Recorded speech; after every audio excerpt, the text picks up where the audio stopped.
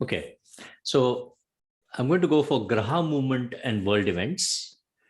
And that's, of course, me. And welcome to Narasimha Rao ji. And we've got our students, Joshua and Shivansh, Ronak, and Lakshmi over here as well.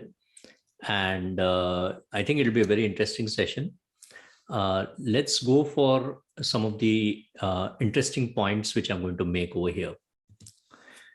Now, in the first part of this session, I want to just concentrate on Mars in Gandanta and its association with Mars travel related accidents. Now, what is Gandanta? And I'll get Narasimha Rao to come in a moment as well on Gandanta anyway, and he can talk about Gandanta a little bit.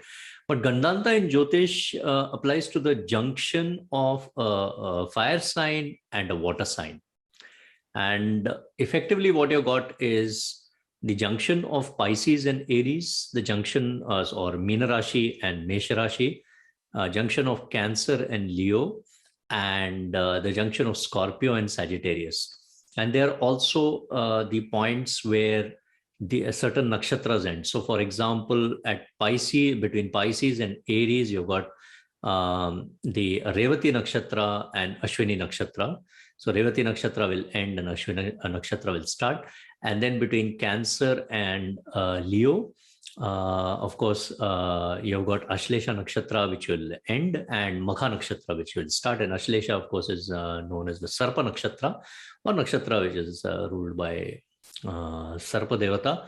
And then you've got the Pitru nakshatra, which will start of Magha. And then, of course, you've got the Gandanta of Jeshtha. So we were talking about the Gandantas, and so the point at which the Vrishchika Gandanta and Vrishchik and Dhanu Rashi Gandanta is basically between Jeshtha Nakshatra and Mula Nakshatra. So you've got the three Gandanta points. And although I have put it between 26 degrees 40 minutes of Pisces to 3 degrees 20 of Aries, strictly speaking, when you're considering it, it's probably closer than that. So you're talking about maybe a degree and a half on either side. And I don't know, what's your impression about this, Narasimha? Would you say that only a degree on either side, a degree and a half, or would you say something else? Parasra actually defined one nakshatra pada. So actually, okay, 3 degree 20 minutes as you have it here is Gandanta. Except that if it is closer to the border, the right, closer it is, the more dangerous it is. So about a degree typically is considered to be really, really dangerous. That's considered deep Gandanta, whereas this is just Gandanta. But Parasra gave one nakshatra pada, so one Navamsha. So what you have here is right. Right. Perfect. Right. Okay. Yeah, that was what you see. I was under that impression as well. But then a couple of people sort of said, no, actually, that's not the case. And it's only a degree on either side. But I remember reading it somewhere, except, with me, my problem is sometimes I don't remember where exactly I've seen that exact point. So, but yeah, good that you've clarified it, that it's actually Parashar Rishi himself who has said that it's, one nakshatra pada. So that is very useful. And the interesting thing is that in the last maybe 10 or 15 years, there have been two very specific air crashes which have occurred in India. And both of them have occurred at Mangalore airport. And I won't go into, two specific crashes where there has been, a problem in terms of loss of life, etc. So what are Gandantas? Well, these are the points, I consider them as points of danger, physical danger anyway. Spiritually, they may be a bit different, but in terms of, but there are points of danger in terms of practical Vedic astrology, where the grahas will lose their strength. They may give some bad results in terms of their signification. And of course, we've got Tithi Gandanta, Rashi and Lagna Gandanta. Here, I have gone for Rashi and Nakshatra based definition. And so these are the three sort of Gandanta points. And you can see the one on the top left corner of the screen, which is the between Pisces or Meena Rashi and Mesha Rashi or Aries. And then the one in blue on the right-hand side corner of the screen, which is between Cancer and Leo. Karka Rashi and Simha Rashi. And then, of course, the red one you can see on the bottom left of the screen, which is between Jyeshtha and it is between Jyeshtha and Mula, or that is between Vrishchika and Dhanu Rashi. And I want to just point out a very interesting association, because I would prefer the word association to causation. When I talk about any of these events which are occurring. Why is that? Is because I prefer association to causation. I mean, causation is almost impossible to prove in any case, although causation is what is described in the classical textbooks and all the granthas of Jyotish. So here is the first one I want to just point out, which was just last year, which was an Air India flight. That was 1344, which crashed 8th of August 2020 during an attempted landing. And Mars is in Gandanta there. It is roughly at 28 degrees of Meena Rashi on the 8th of August 2020 when that has occurred. The precise time I have put over there, but you can see very clearly that Mars is definitely in Gandanta. There is also one more thing which I will illustrate on this particular chart, which is here. But you can see the Rashi in which that is Pisces. So Mars and Moon are together over there, but Mars is basically in Gandanta. It is in Pisces or Meena Rashi. And that 28 degree point, we know clearly is in the Gandanta as per definition, right? Right. Now, I saw that and I thought, for some reason, I decided that I will check and see when did the previous crash occur, which was approximately 10 years ago. I think it was at the same airport, if I remember right. And that is a very notoriously difficult airport in the old terminology. I think there were only a few people, mainly military pilots, who could take off from that short strip. Whatever be the causes of that particular, the physical causes, but I am just going to look into this. And I just want to show you the previous particular flight crash which has occurred. And that was on the 22nd of May of 2010.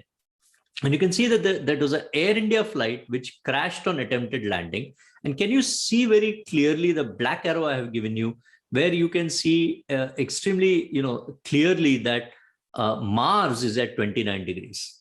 You can see that really, really clearly, right? So I'll go back one slide if I can, and just show you that previous one, which is Mars at 28 degrees.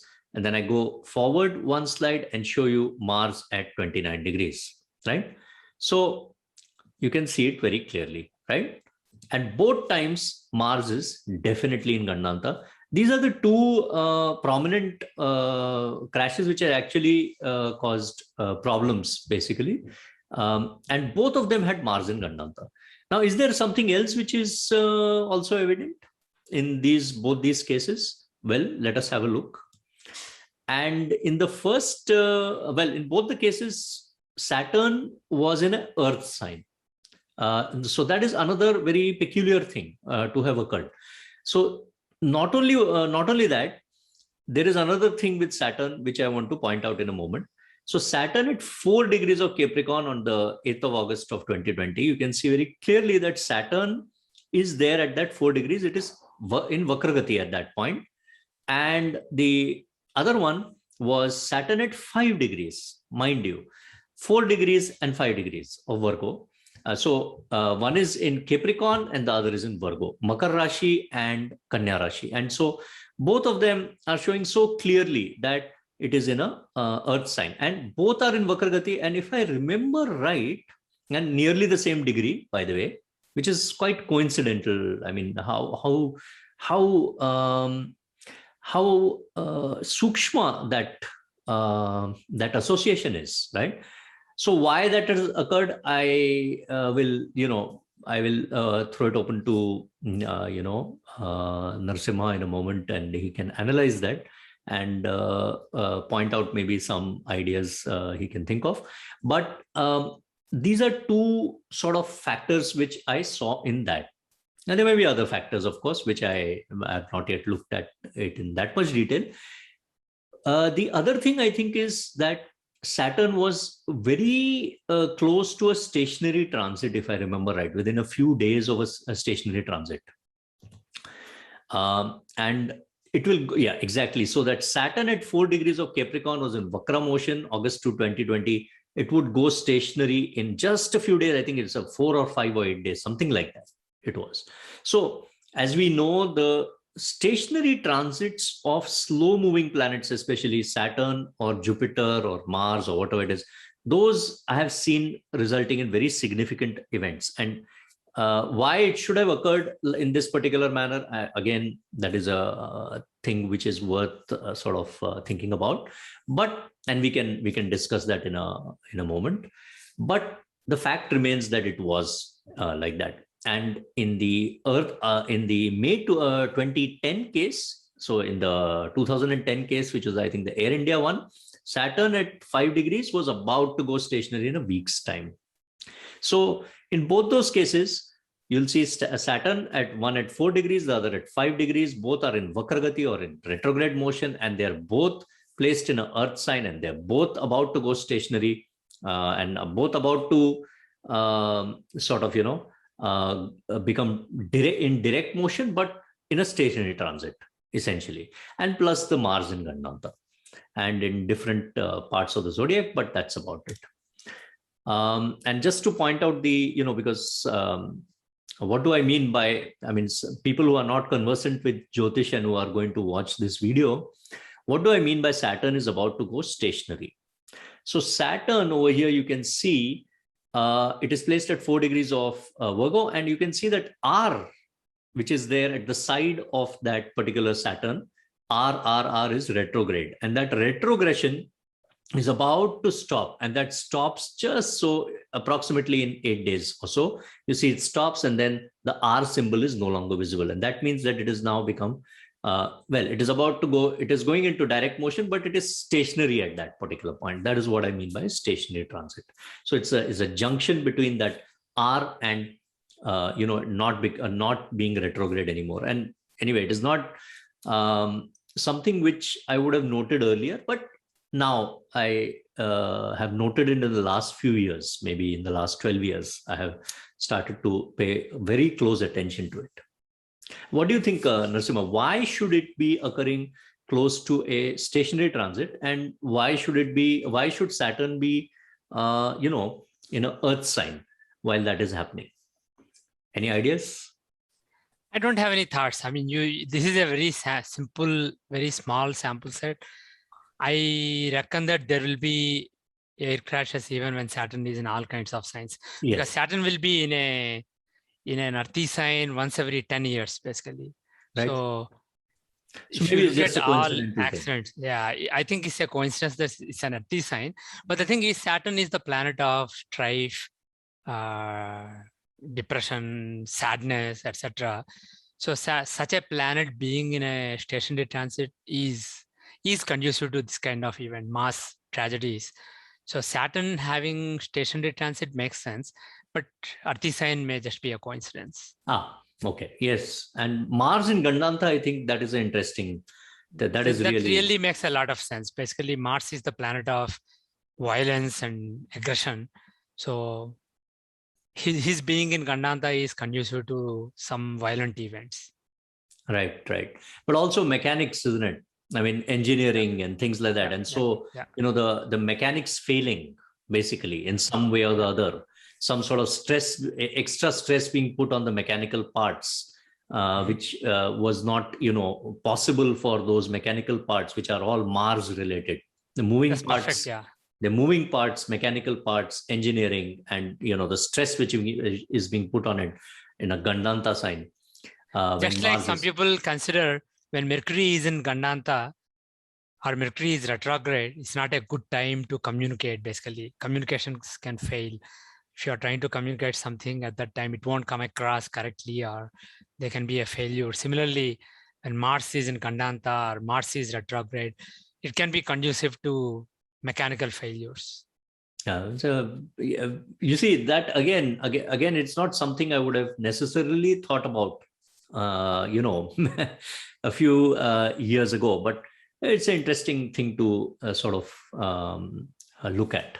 Okay, so this was one of the things which I saw. Now, what is the connection of the planetary movements, especially Mars, also Saturn, to great wars? So we'll come to Mars first, and then we can go to Saturn. And before I do that, I want to just point out this particular photo, which is of one of the generals of the German army. And so he is Heinz Guderian. And Heinz Guderian was, the man who developed the Blitzkrieg method of war in World War II. And of course, people who, I don't know how many people are sort of interested in this, but I have noted reasonable interest ever since I started pointing out these things. But I have been interested in following World War II and battle tactics and these sort of things between the various armies for some time, right? So Heinz Guderian was the man who basically was the pioneer of the Blitzkrieg in World War II. And Heinz Guderian was he was a very good battle commander at the time. And in World War II, I think probably one of the people who influenced at the point when Germany was taking Belgium, for example, and things like that. He was effectively the man who did that. And the time when it came later in 1941, around about August, what happened is that Heinz Guderian was in charge of the battle tactics, and he was basically getting the German army to within around 30 miles or so of Moscow. And that was a very, very crucial period, and we're very lucky, of course, that because this was somebody with a very brilliant tactical mind, and we are very lucky that all his orders and all his suggestions were completely ignored by Hitler. We're extremely lucky at this point of time. We can say that with confidence, because had he had his way and had he continued the way he was continuing, Heinz Guderian, it is almost certain that Moscow would have fallen in September or so, or October of 1941. We are extremely lucky that that did not happen. But let us just see what happens in that 1941 period, just to give you an idea. So, of course, we know he developed Blitzkrieg, which is very lightning fast movement of the tanks, basically. So that is one of his, specialities, and he's very close to Moscow. But I want to show this. And you can see in August of 1941, you can see that Mars is now in Gandanta, right? And not only is it in Gandanta, but it is about to go in Vakragati in Gandanta, right? It is not just that Mars is in Gandanta. There's a 28 degrees 44 of Pisces, and you can see it's actually deep Gandanta, what we talked about a little earlier. And Mars is sliding into that Gandanta, and it is going deeper and deeper into that Ashwini and Revati nakshatra border. And then at Gandanta, at 0 degrees 40, it starts to go in that Vakragati movement, which is a characteristic thing of Mars. For that to happen is a disaster, actually. But it was a disaster for who exactly? Let us see. So that was the Vakragati movement. And what exactly happened? Well, If you look at what happened just after, while Mars was in that Vakragati, 8th of September 1941. So if you go back, I'll go back to that slide. You'll see over here that this is sort of starting at 21st of August of 1941. And so that Vakragati is roughly just a day or so, a few days before the next thing, which is this 8th of September 1941, right? And that is where you got the siege of Leningrad. Now imagine the siege of Leningrad is the 900-day siege. It's a prolonged siege. It's a bloody battle eventually of the city of Leningrad, St. Petersburg in the Soviet Union. And that's by German and Finnish armed forces during World War II. I just put up the snap over there. No photographs really of the time do it justice. World War II was extremely horrific event. And what happens? In that August end of 1941, instead of attacking Moscow, Heinz Guderian is now ordered by Hitler, because Hitler's mind, you see, is being under, I always say association, but here I'm going to make an exception. It's luckily under the influence of Mars. And he's ordered by Hitler to swing to Kiev, where the biggest encirclement of Soviet troops was to take place. And this directive, which was issued by Hitler, this is called as Directive 33. So only the infantry continued to Moscow. The armored cars and everything else went to Leningrad in the north and Ukraine in the south. It's almost like it went like that, right? Instead of going like that, just went up and down. By that time, he was 30 miles from Moscow, and I believe he was able to see the spires of the Kremlin.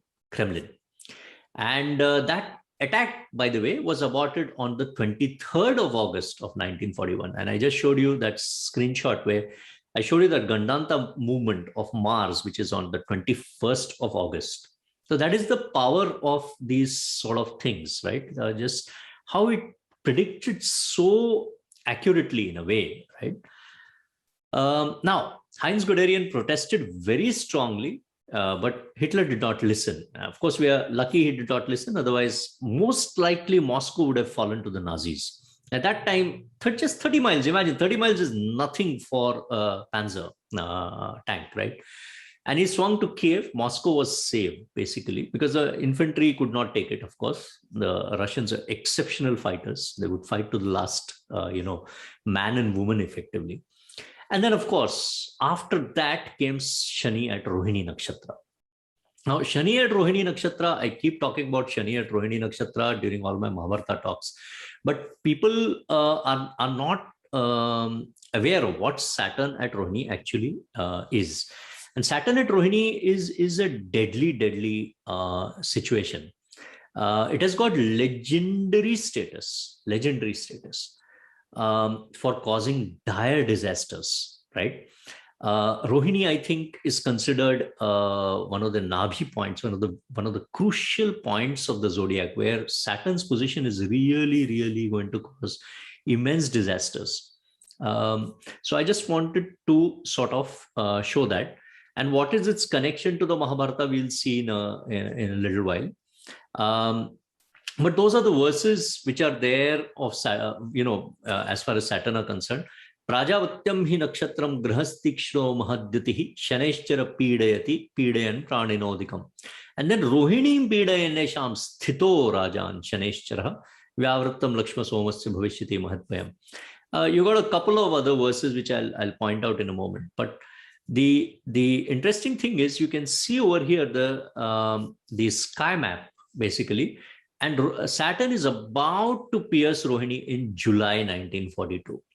And I just wanted to point that out, that it is effectively, if you got June 1941, which was Operation Barbarossa, then you got the Battle of Leningrad, which is starting in September of 1941. And then you've got Saturn about to pierce Rohini. Essentially, between the two limbs is what I'm talking about, although it probably has entered Rohini a bit earlier than that. So this is July 1942. And I just want to point out this particular shloka at the side of it, which has come from Varaha Mihira. And Varamihira says, because that word Pida, if you look at the word Pida, which is there in the verses of the Mahabharata, Pida is actually not a, Pida is not an astronomy term. Pida is a astrological term. And you therefore have to explain it astrologically or through the Jyotish point of view. That is number one. Number two, it does not say Vrishabha Rashi anywhere. If you look at it over there, Prajapatyam hi nakshatram. It does not say anything about Vrishabha Rashi, right? And it says, it mentions that Prajapatyam hi nakshatram, or nakshatra ruled by Prajapati, as Rohini very clearly, Rohinim pida enne sham. And then it says Sthito Rajan Shaneshchara. So what I'm trying to say over here is, it mentions Rohini very clearly. It mentions that Saturn is at Rohini effectively in this particular case. But why should it be causing Pida? And that is explained by Varamihira. And Varamihira says that a lunar mansion which is occupied by the sun or Saturn, and there are other conditions, of course, as well, that basically causes Pida to a nakshatra. And Saturn at Rohini is, of course, a horrible, horrible thing. And I don't know how many of you know about the Battle of Stalingrad, which was 1942 August. But it is one of the only battles which I would say in the history of wars of the last century, the one battle where the winning side lost more people as compared to the losing side. I think it's close to 150,000 to 250,000 soldiers. And it got so bad, it got to the point where, again, I'm not sure how many of you would be aware, but Russia was one of the only countries at that point. The difference between Russia and Germany, you see, the Germans were basically they were saying that women were homemakers and all that, and the Russians, the women were fighting in the trenches, right? The women were actually in the same barracks as the men in that particular, in the Battle of Stalingrad.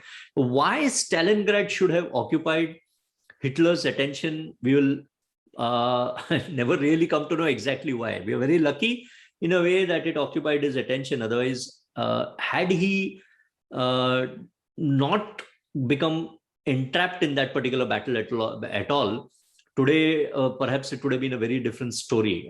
So we are very lucky in a way that he got entrapped in that entire thing. And that is the power of Saturn.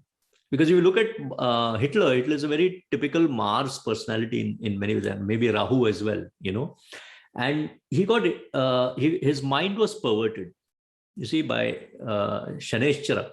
And that perversion of his mind is what I think eventually has, caused him to become obsessed with this name thing. You see, it's Stalingrad. So he thought, he will get Stalingrad. And Stalingrad at that point did have a little bit of, it was manufacturing military armaments, but not to that extent. So this, I just wanted to point out. Also, I wanted to also just emphasize over here that, so World War II, effectively, the shadow of World War II was in that particular battle of, the Battle of Stalingrad, of course, was an important part of it, but Saturn at Rohini. The Bangladesh genocide, I just want to emphasize. And that, again, if you look at the movement of Saturn at that particular point, Saturn is associated with with such a horrible war. That particular thing was literally against innocents. And on one side, you've got an army essentially, and on the other side, you've literally got innocent civilians effectively, right? And they're being massacred, right? Literally, more than 1 million of them were massacred. And then, of course, you've also got 9/11, which 9/11 may not sound as such a horrible disaster in the context of these other two disasters. But if you look at the way that disaster has caused so many wars after that, so then you start to understand what's that power of that Saturn at Rohini. Yeah, it has got legendary doom status. So I just wanted to point out this in terms of what these things have, these movements of planetary of key planets have got on, what is their connection to the world events. And why have I ignored, by the way, this verse Bhishma 3:25? which has been taken by a few researchers, which is, by the way, in the Mahabharata, they talk about another verse, which is Vishakhayo Samipastho Brahaspati Shaneshcharo. And why is this not, Guru and Saturn? Is because the verse before that, which qualifies which are these two grahas, says Graho Tamrana Shikhau Prajulita Obhau Saptarishi Udaranam Samavachadhyave Prabham. Effectively, the two ignited or blazing grahas with shikhas. And as we know that only comets have shikhas. Comets, the coma effectively is pointing to hair, right? So it is shikhas. So there's no question. These are comets anyway.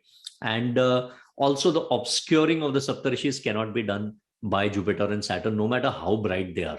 So, and there's a massive distance between the ecliptic, which is the path which is occupied by the grahas in their sort of journey around the zodiac, and that particular thing essentially can never obscure or penetrate the Saptarishis. So Saturn must be at Rohini anyway. So this Saturn at Rohini, I just want to make another very quick point that in the Mahabharata war, Saturn is at Rohini effectively is, it is a given. If anybody knows Jyotisha, they will never ever say that Saturn was not, at Rohini. And amongst all the researches which have ever been done for the Mahabharata, Saturn's position at Rohini has only been considered by one research, and that is 3067 BC. And that is the only research which considers that Saturn was at Rohini. Everybody else has actually, most of the people have almost forgotten about it. They've just left it alone possibly because they don't know about all these things which we have just pointed out. Right. Now, I just want to also talk about Mars. And what I want to just show over here is the Mars retrogression just at Antares, before Antares in 2001. Antares is Jyeshtha, right? So you might remember that the prince of the Nepal royal family massacred virtually his entire family, right? And it was the worst thing to happen to a royal family in terms of a crown prince, effectively the crown prince of Nepal, destroying everybody who was in his vansh. And that particular thing was this Mars retrogression near Antares in June 2001, right? And the reason I point it out is because there is a particular verse which is pointed out by Karna in the Mahabharata. And that verse, which is pointed out by Karna to Krishna during the Karna Krishna Samvada, Kritva Changarako Vakram Jyesthayam Madhusudana, he says. And that retrogression of Mars, which he talks about it prior to reaching Jyeshtha Anuradha as well. But he mentioned Jyeshtha and Anuradha in that particular verse. But what I'm saying is he points it out just before reaching those points. So I'm showing you that, and I'm showing you that movement over here. You can see it over there on the right-hand side of your screen. And I'm showing you the movement during the 2001 June thing. And in both cases, why am I saying that this is important is because Duryodhan, who is the crown prince in the Mahabharata, is the one who is effectively responsible through his actions of causing the, people like Bhishma have gone, so many of the elders of the Kuru race, all the brothers of, Duryodhan and so on and so forth. So he's literally called a Vanshanash, right? And that particular thing is something very similar. And that is why I am saying that, when you can prove that this sort of thing is happening 5,000 years later, during 2001, it points to a very, very clear-cut sort of, Jyotish-wise, I'm saying, example of what we call evidence, I think, that it must have occurred even in 3067 BC very similarly. So just to point it out, those two things. I don't know whether Narasimha would like to come in on any of those points at the moment. No, I don't really have anything to add, Manish. Yeah. Any other thing you want to talk about before we go into the part 2 of this, which will be just literally a 10 or 15 minute thing? I don't know. Well, one thing I want to mention is Right. We talked about First World War, then 1942 time frame, Second World War, and then 1971 Bangladesh War, then 2001 September 11. Right. The next one is coming in 2030, 2031 time frame. And specifically at the end of 2030, we'll have a conjunction of Shani and Ketu in Rohini and Guru and Rahu in Anuradha. It is a really crazy time. So the next disasters, next catastrophe is very likely to be at that time.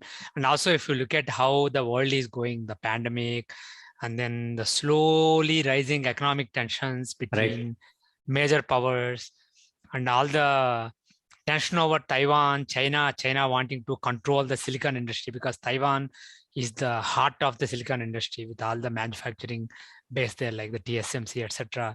So China's desire to control Taiwan, and US basically wanting to not let that happen, Australia being very nervous. All these things may play out and peak around that time. So 2030, 2031 timeframe is really a critical period for mankind. And what you mentioned, the Saturn in Rohini will happen. But at that time, it's not just Saturn, but also Ketu. Shani and Ketu will be very closely conjoined within a couple of degrees in Rohini at the end of 2030. And also Guru and Rahu will be almost exactly opposite them. So there is Guru Chandala Yoga and Anuradha. So that's a really interesting time period that I'm looking at. Right. I mean, it's very interesting you mentioned that. You see, during the Mahabharata war also, this Saturn Ketu were together. Now, that is something I have never really talked about much, because, how do you quantify a Saturn Ketu conjunction? I mean, for people who are not Jyotishis, they will not understand the dire nature of that prediction. Yeah, because Saturn Ketu in Rohini, effectively. I mean, that is so, there's a disaster. That's a disaster, isn't it? I mean, and I'm hoping it's not going to be a disaster in 2031. Hopefully. But just to talk about Shani Ketu, Shani is a personification of sadness and disappointment, etc. And Ketu can show explosive events. Ketu is basically one of the synonyms of Ketu used by Vyasa is explosion.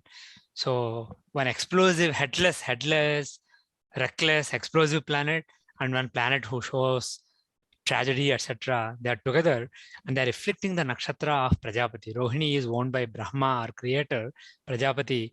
So that's a very important sign for creation and how humanity is. So that's a really diabolical transit, Shani and Ketu being together in Rohini within a few degrees.